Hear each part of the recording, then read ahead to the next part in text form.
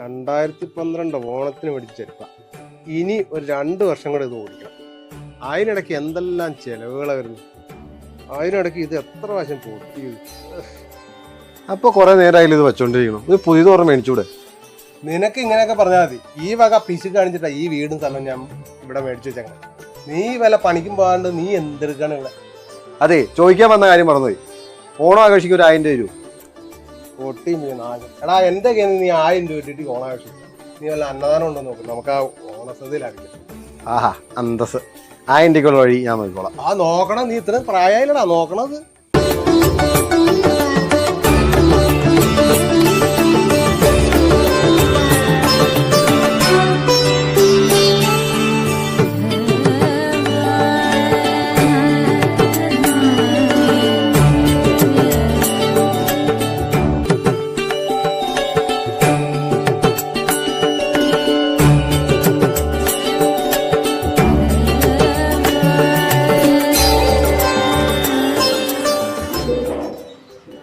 Hello, പിന്നെ സദ്യക്കുണ്ട് 10 കൂട്ടം കറി, 2 കൂട്ടം പായസം. വെറും 799 രൂപ മാത്രമല്ലേ ഉള്ളൂ. ഹലോ ഹലോ ഹലോ, വെച്ചിട്ട് പോലെ. ഓ, സദ്യയുടെ പൈസ കാര്യം പറയുമ്പോ എല്ലാവരും ഫോൺ കട്ട് ചെയ്തിട്ട് പോവുക. എടാ, തേങ്ങ ഇടണത് എന്തിയെ?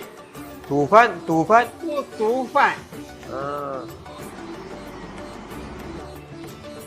നമസ്കാരം. എന്റെ പ്രജകൾക്കൊക്കെ സുഖമല്ലേ? അതിന് നമ്മൾ ഇന്നലെ ഷാപ്പിൽ കണ്ടല്ലേ ഉള്ളൂ. ഓണമായ മാവേലി, വിഷു ആയാൽ ശ്രീകൃഷ്ണൻ, ക്രിസ്മസ് ആയാൽ പാപ്പാനി. നിന്റെ ജീവിതം കട്ടപ്പോക തന്നെ. പിന്നെ നാടിന്റെ എന്ത് ആഘോഷങ്ങൾക്കും ഞാനും എന്റെ ടീമോ 24 മണിക്കൂറുണ്ടാവും. കേട്ടിട്ടില്ലേ ടീം 24? അപ്പോൾ എല്ലാവർക്കും ടീം 24ന്റെ ഓണാശംസകൾ.